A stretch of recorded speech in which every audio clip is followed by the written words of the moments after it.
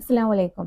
നമ്മൾ അറിഞ്ഞുകൊണ്ടിരിക്കുന്ന പല കാര്യങ്ങളും അത് സത്യം തന്നെയാണെന്ന് ബോധിപ്പിച്ച് തരുന്ന എത്രയോ തെളിവുകൾ വിശുദ്ധ ഖുർആനിലുണ്ട്. അതിൽ ഒന്നാണ് ഞാൻ ഇപ്പൊ നിങ്ങളോട് പറയാൻ പോകുന്നത്. അധ്യായം 3 സൂറ ആൽ ഇമ്രാനിലെ 2 മുതൽ 8 വരെയുള്ള സൂക്തങ്ങൾ. അള്ളാഹു അവനല്ലാതെ ഒരു ദൈവവുമില്ല, എന്നെന്നും ജീവിച്ചിരിക്കുന്നവൻ, എല്ലാം നിയന്ത്രിക്കുന്നവൻ. ഇതിൽ തന്നെ നിങ്ങൾക്ക് ഏകദേശം മനസ്സിലായിട്ടുണ്ടാവും, ഒരൊറ്റ ദൈവമേ ഉള്ളൂ. അവനാണ് എന്നും ജീവിച്ചിരിക്കുന്നവന്, അവനാണ് എല്ലാത്തിനെയും നിയന്ത്രിക്കുന്നവന്. അവൻ ഈ വേദഗ്രന്ഥത്തെ മുൻ വേദങ്ങളെ ശരിവെക്കുന്നതായിക്കൊണ്ട് സത്യവുമായി നിനക്ക് അവതരിപ്പിച്ച് തന്നിരിക്കുന്നു.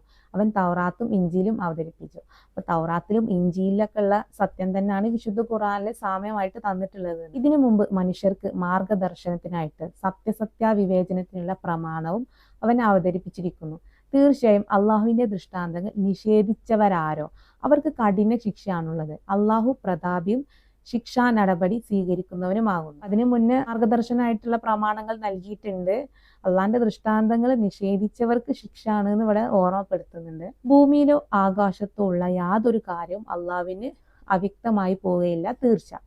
അപ്പോൾ ഈ ആകാശ ഭൂമിയിലുള്ള സകല കാര്യം സൃഷ്ടാവ് അറിയും എന്നാണ് ഇവിടെ പറയുന്നത്. ഈ ഒരു കാര്യം നമ്മൾ ബൈബിളിലേക്ക് പോയി കഴിഞ്ഞാൽ അവിടെയും പറയുന്നുണ്ട്. എന്നാൽ ഭഗവത്ഗീതയ്ക്ക് പോയി കഴിഞ്ഞാൽ അവിടെയും പറയുന്നുണ്ട്. വിശുദ്ധ ഖുർആനിലേക്ക് പോയി കഴിഞ്ഞാൽ അവിടെയും പറയുന്നുണ്ട്. എന്തുകൊണ്ടാണ്? ഇപ്പൊ എല്ലാം നിയന്ത്രിക്കുന്ന സൃഷ്ടാവ് നമ്മളെ കാര്യങ്ങൾ അറിയുന്നുണ്ട്, എല്ലാത്തിനെയും വലയം ചെയ്യുന്നുണ്ട്.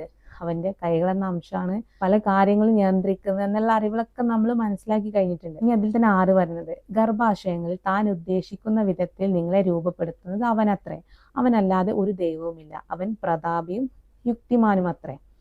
ഇനിയാണ് നമ്മൾ പ്രധാനമായിട്ട് മനസ്സിലാക്കേണ്ട ഒരു ഭാഗം. ഇത് തീർച്ചയായിട്ടും നമ്മൾ അറിഞ്ഞിരിക്കേണ്ടത്.